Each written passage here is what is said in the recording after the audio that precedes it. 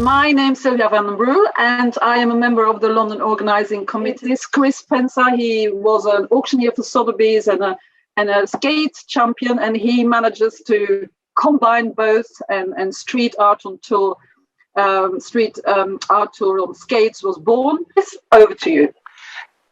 Well, thank you, Sylvia. That's a really lovely introduction, and a really warm welcome to you all. I'm so thrilled that there are so many of you joining from different parts of the world. And I'm going to start with this piece, which is a really wonderful example of the work of Thierry Noir. Now, Thierry Noir is a French artist who moved to Berlin in the early 80s and became the first artist to paint the Berlin Wall. If you look at your supporting images document that I've sent you, you'll see the first picture is a photograph of the Berlin Wall. So if you imagine that these figures you're looking at are probably 2 meters tall, these totemic figures, the ones on the Berlin Wall are probably 4 meters tall.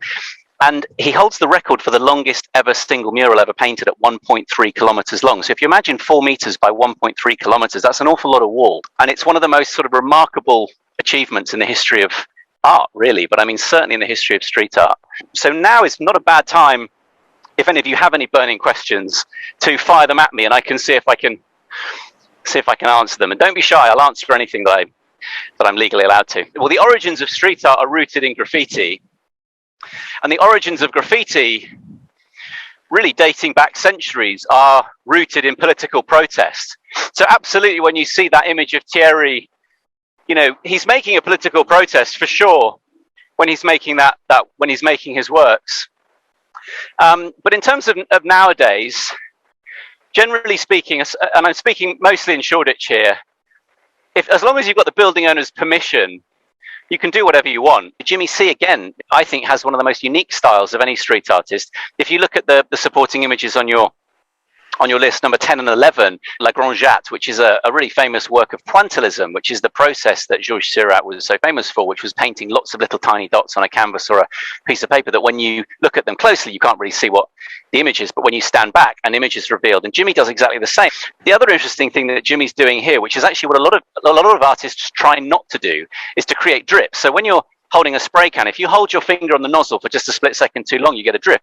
But Jimmy actually incorporates the drips into the design scheme. So it adds, I think, texture, visual texture and physical texture to his murals. But Jimmy is also famous for a mural, I think image 11, that he painted in Brixton, which was of Ziggy Stardust. And I think whilst David Bowie was born in Beckenham or in Bromley, he very much moved to Brixton when he was a young kid. So I think Brixton have kind of claimed him as their own. And when Bowie died, that mural became a kind of focal point of the fan pilgrimage. So an outpouring of public grief and the flowers and the vigils and the candles and all that stuff.